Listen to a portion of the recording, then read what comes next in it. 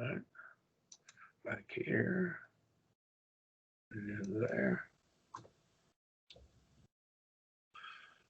All right, let me put this over, get it out of the way. All right, this is our fourth lesson, chapter 2, part 3, lesson 4. I guess this should be lesson 5, shouldn't it? I think that's a mistake. I think it's lesson 5. So what we have here is we're continuing our study in chapter 2 of the book. I've made more changes in the book. That is, I'm fleshing it out some more, but it's material that's the end of the book, so I'm not going to be sending it to you until we need it, okay? Rather than just send you a file every week. And so we'll do that. And so this will be our lesson here, okay? So now,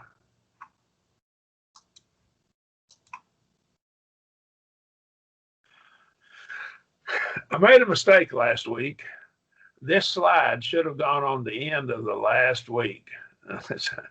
I had it, I guess I didn't have it up, okay? So what we were doing is we're looking at what we call catastrophes. And of course, now understand the old geology was uniformitarianism, and they still hang on to some of the arguments are uniformitarian arguments, but they've given up strict uniformitarianism, as we explained last week. So they're actually not consistent in their arguments. We'll be showing that later. Keep that in mind. This slide should have gone with the last slide on the last week. Although paleontologists, that's the fellow who studies fossils, have known about these biological turning points since the early 1800s. Notice that what they're saying is we knew all about this, but we were what? The reign of uniformitarian thinking predisposed them to explain away the mass extinctions. They knew about them, but they just brushed them aside because it didn't fit their what we call their worldview. Their worldview is how they see things. That's a term used usually in psychology, in philosophy, rather. And so their worldview didn't fit it, and so they just were predisposed to explain away as gradual transitions foreshortened by gaps in the fossil record. So we have gaps in the record, so we just figure that that's what happened. So they just ignored them. What they do is, if they can't explain it, if their model won't go by it, they go with the last model they had, the one that explains the most. Usually, that's and there's nothing wrong with that.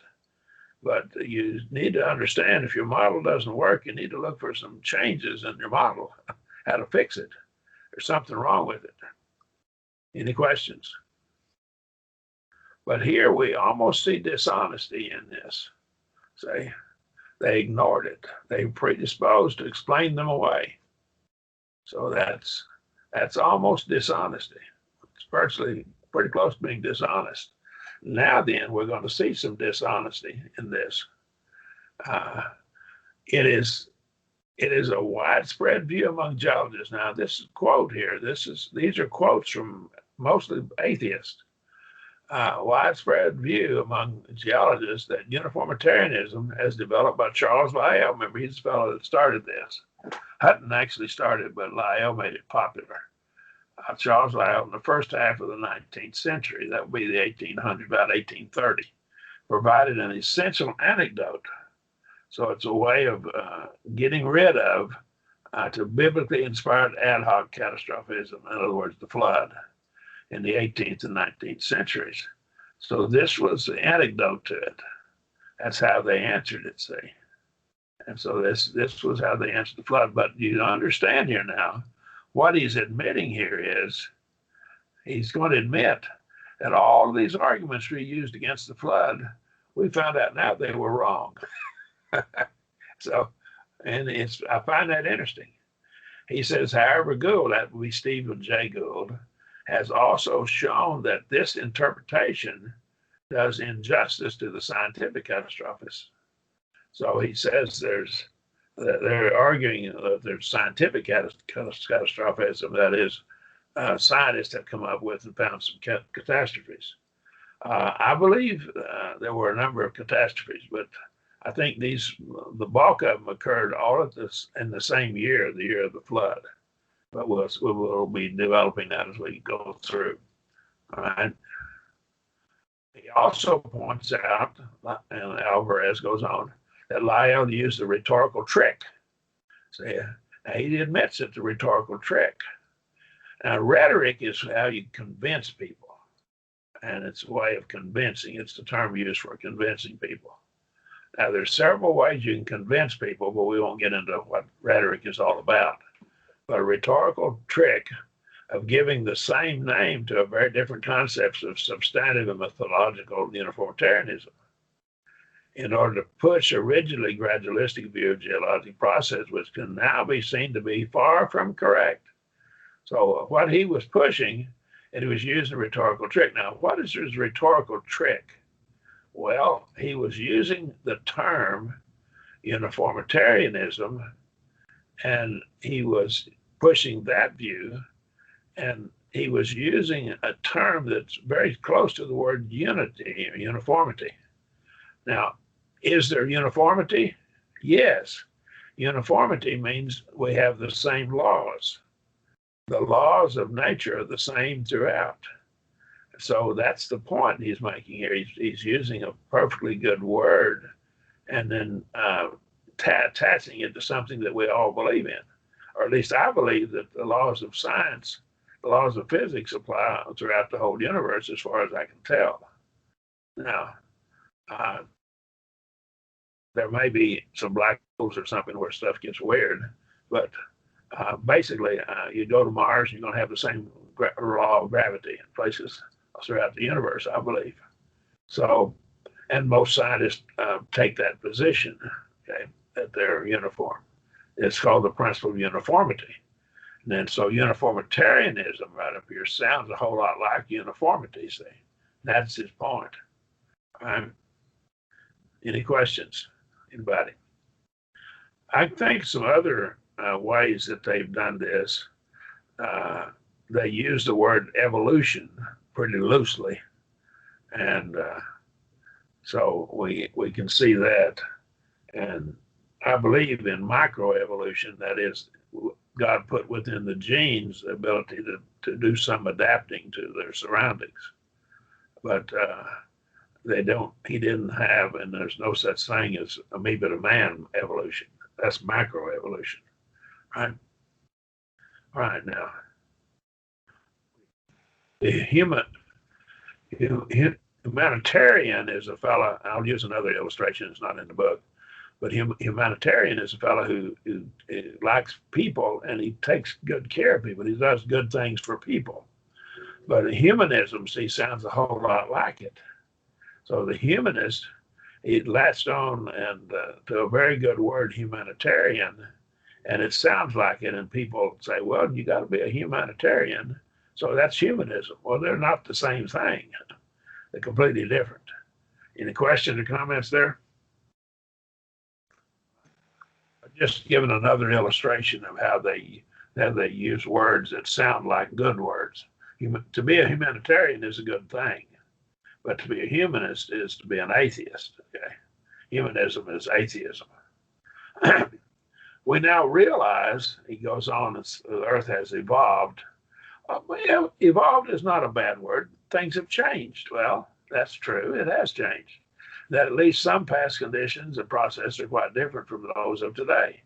Well, we believe that. Of course, I do. God created and formed the plants, animals, and all. I think he established whole forest in place whenever he created. And so he created, and when he created, then the flood occurred. And so I believe that there have been things that have been quite different from those of today. However, this does not stop us from proposing reasonable, though unobserved, processes to explain geologic features such as astronobles, which that's something that falls out of the sky, whose natural formation has not been observed, okay? The idea that the rates or intensity of the geologic processes have been constant is so obviously contrary to the evidence. Okay. But you see, this is the very argument that was got people away from the flood back in the 1900s, the 19th century, the 1800s rather. The idea that the rates or intensity of the geologic process have been constant is also obviously contrary to the evidence that one can only wonder at its persistence. Yet many authors still maintain that this is a basic part of uniformitarianism and therefore of geology. He's admitting that these geologists are still using what they don't believe happens. they're still teaching in the classrooms to these students that go into to study in colleges. That's awful. I think it's very damning to their showing they're dishonest. I think it shows that. He goes on and says, by proposing reasonable though unobserved processes. I want you to notice something here. What do you have to be true science? Someone help me. You have to observe it. It's called empirical knowledge. Now read that again with me. By proposing reasonable though what? Unobserved processes. So we haven't observed them. And it's not science, although they call it science. If you can't observe it, it's not science by definition. And so how do we know things? Well, I believe it has to be based on evidence. Yes, they may be right about some of the things, but we're looking at evidence. Now, faith is based on evidence, Hebrews 11:1. Of course, we have to properly define faith because the atheist has misdefined it for us. We've already been through that. By proposing reasonable, say you're going to have to reason from your evidence. That's what they mean. So unobserved processes to explain geologic features. Shea here, this is Shea, he's rejecting empiricism. Empiricism is getting things by your senses. We normally think of 5 senses, but we actually have more than that. But you subdivide smell into smelling different things and taste and so forth and feeling. Empiricism, according to Merriam-Webster's dictionary, you can type Merriam-Webster's dictionary and find this on the internet, and it's free.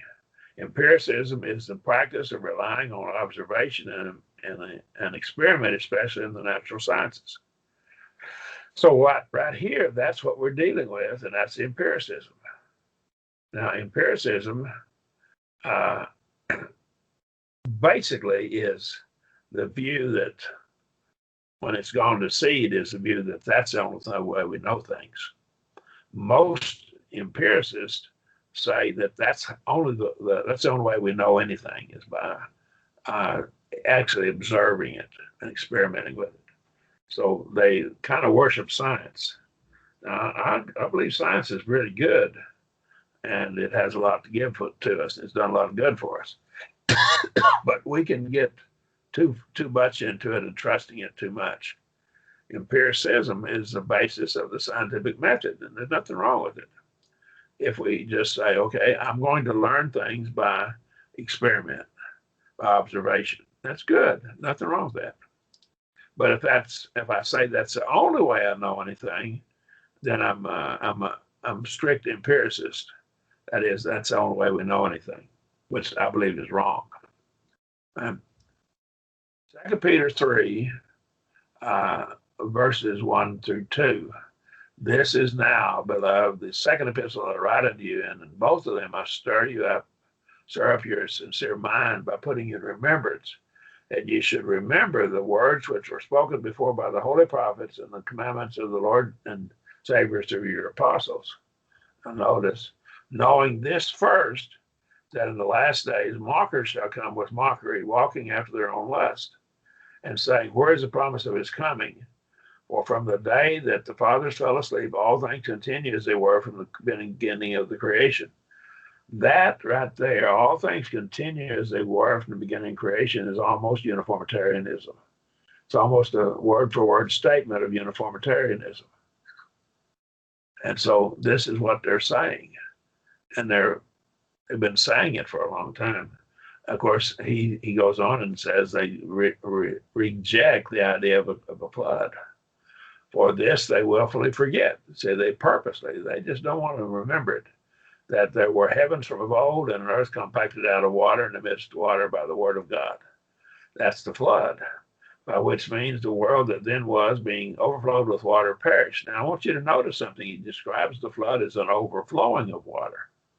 Overflowed. Now, we got to look at that meaning of that expression, overflowed with water and perished.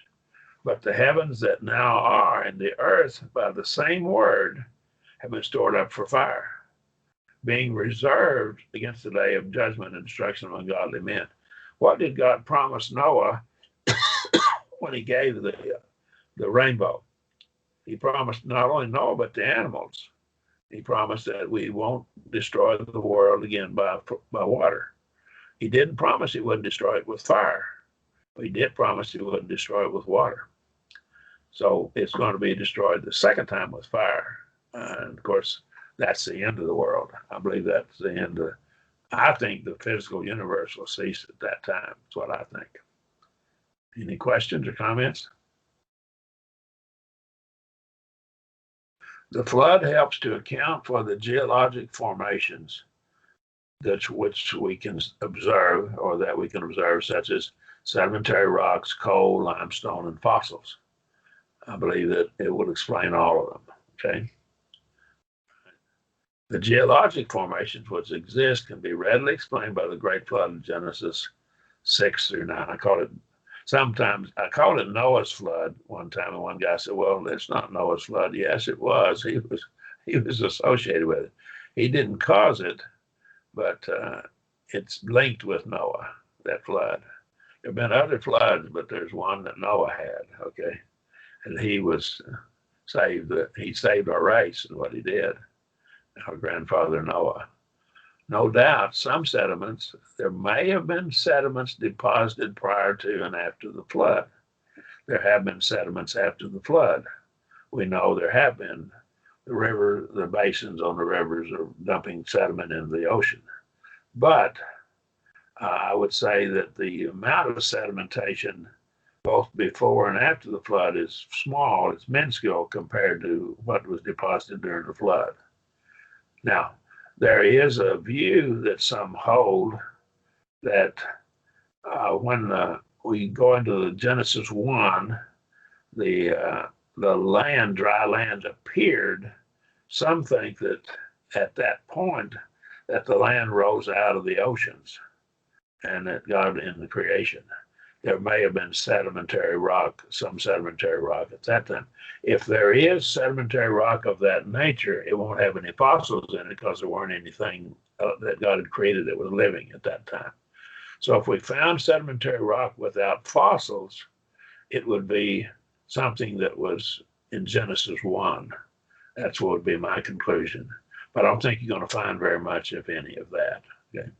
But if there were sedimentary rock without fossils, that's where it would have occurred. Questions or comments? The amounts deposited before and after the flood were probably minuscule, as I said, compared to those during the flood. In Genesis 1, verses 9 through 10, as I just talked about, could have formed sedimentary rocks. If so, these rocks would not have any fossils in them, as I pointed out. Let's look at Genesis 1, 9, and 10. And God said, let the waters under the heavens be gathered together under one place, let the dry land appear, and it was so. So now we have the waters covering the earth, and then now the dry land appears. And it's possible there may have been some deposition of sediment, although in one day's time, I don't think there could be a large amount. And God called the dry land earth, and the gathering together of the waters called he seas, and God saw that it was good. So right here, there might have been some sedimentary rock, but again, I think it would be minuscule. There would not be any living creatures at the time because there hadn't created any living organisms yet. God hadn't. Any questions?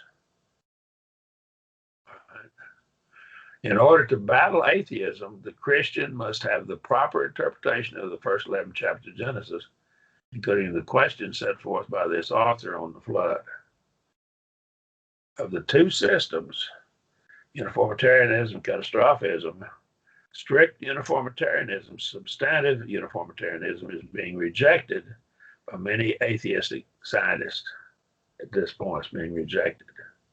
In this study, we're going to remove several necessary conditions for atheism to be true. Now, we get into what are called necessary and sufficient conditions. We have to define these. I think we've already gone through it some, but just one necessary condition for atheism to be true is false, then atheism is false. So there are necessary conditions, things that have to be true for atheism to be true. And if we take just one of them away, atheism cannot be true. So that's what we're going to be doing as we go through this. Are there questions? Any questions, anybody? All right. Let me go over to the book just a moment here. This is all in your book. And what I want to do, the astronomies are impact craters. Remember, I talked about that just a minute. That word was first coined in the 1962 edition of Scientific American. Terrestrial impact craters, but again, to be used for impact craters on other planets and on the moon as well. Okay. Now, let me look in here. The atheists claim that the extinction of dinosaurs occurred on the Cretaceous Tertiary boundary, KT boundary, a bolide. That would be some object coming from space, right? An asteroid or a comet supposedly caused the extinction. Now, if a bolide impact caused the extinction of the dinosaurs, then there was a bolide impact at the time of the extinction of the dinosaurs. That would have to be true. Then they argue there was a bolide impact at the time of the extinction of the dinosaurs. So now, what's the problem with this argument? It sounds good on the surface. Bolide impact caused the extinction.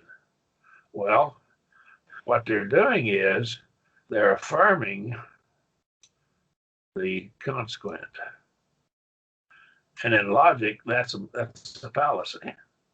You don't affirm the consequent, but that's their argument. They've affirmed the consequent. And so their argument doesn't prove a thing. Now, let me point out, I was driving my car when someone was murdered in New York City, but I was driving my car in Oklahoma City.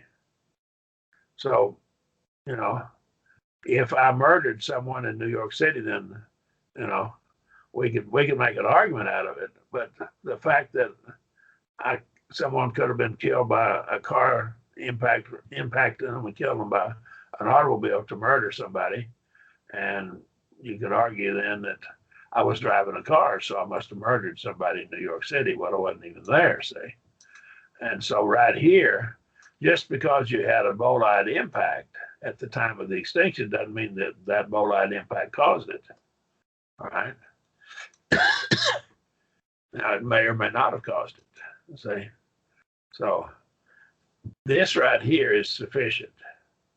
If a bolide impact caused the extinction of the dinosaurs, if it happened, then there was a bolide impact at the time of the extinction. Well, that's obviously true. Now, there's nothing wrong with this premise. But the problem is, what you've got to prove is that bolide impact caused the extinction. You're trying to prove the consequent, not the antecedent. This is your antecedent. That's your problem. We're going to show that the atheist arguments are full of logical fallacies. They don't even reason right. And so right here, if this occurs, then this occurs, that's okay. But you don't affirm the consequent and say you prove the antecedent. That's not how you prove anything. Right? Now, right down here, Troika explains this. The fallacy of false cause is called post hoc or ego propter hoc. After the fact, it works after the fact, which means after this, therefore because of this. So a fallacy results in someone assumes that because two events are related in time, the first one causes the second one. Well, we say, okay, There's more people killed by shark bites in the ocean off California in the summer than there are in the winter. So the sharks bite more in the summer than they do in the winter. Well, why would they be killing more people during the summer? Someone tell me. There's more people swimming in the water in the summertime. Okay. Don't get out in that cold water in the wintertime. Does that make sense? And so you see, that's ridiculous. You got to be careful. Correlation is necessary. And this is where scientists, and I run into people that just flat mess up on this. And right here, I want us to see this. Science is ultimately concerned with identifying cause and effect relationships. Since such relationships are always correlated, there's a strong tendency to reverse the process and infer cause and effect because two variables based on an established correlation coefficient. The dangerous clear correlation does not necessarily imply causation. Now, let me point out, correlation is necessary for there to be causation, but the correlation doesn't prove causation.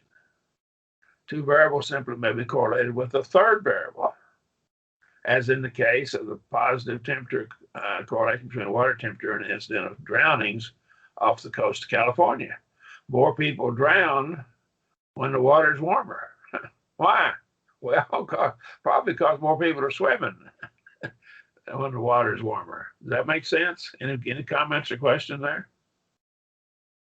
And this is a danger that people think correlation proves causation. It doesn't.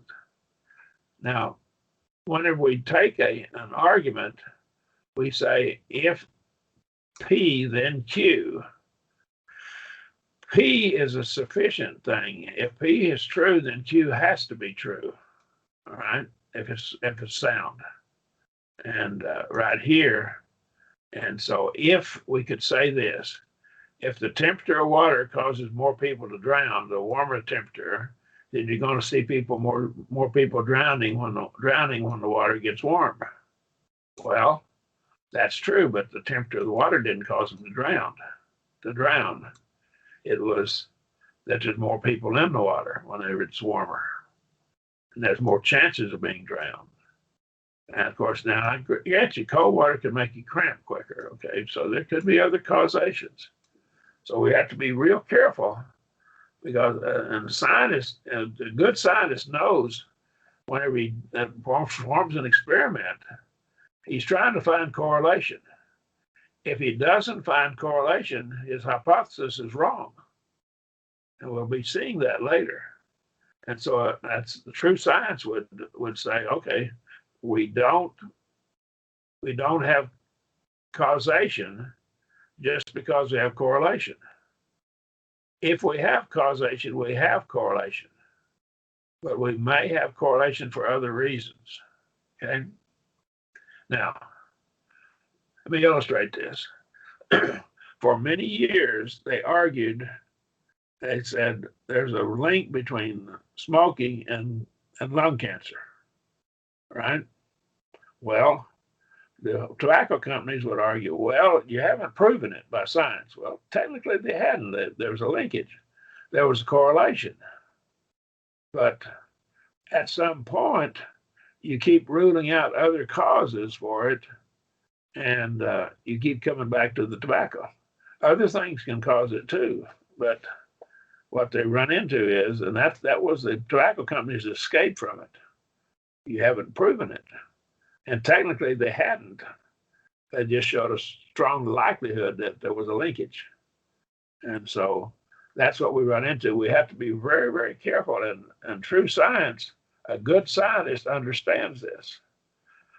It's obvious at the account of the flood, and we're going to use it to combat uniformitarian theory, which they don't really believe anymore, but they still use the terminology. I'm going to use the flood to explain sedimentary rocks, coal, limestone, fossils, and geologic formations. All right. Any questions? All right. here's all your sources of this. I'm going to go over to the end of the book. Just a quick right here to go back. Okay. Turn page up.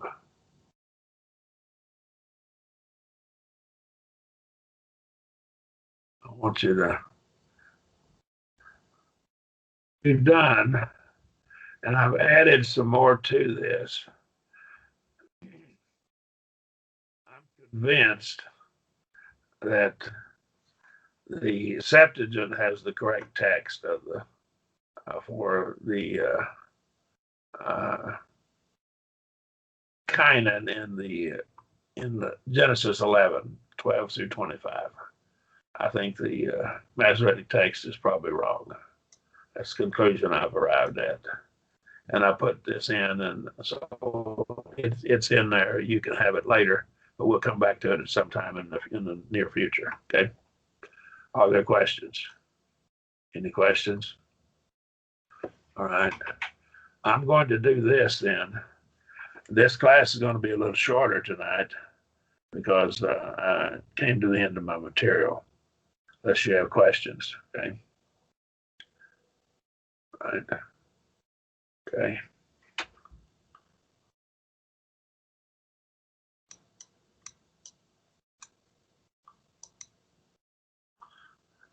Now, what we'll be doing next week, we'll continue on with the next chapter.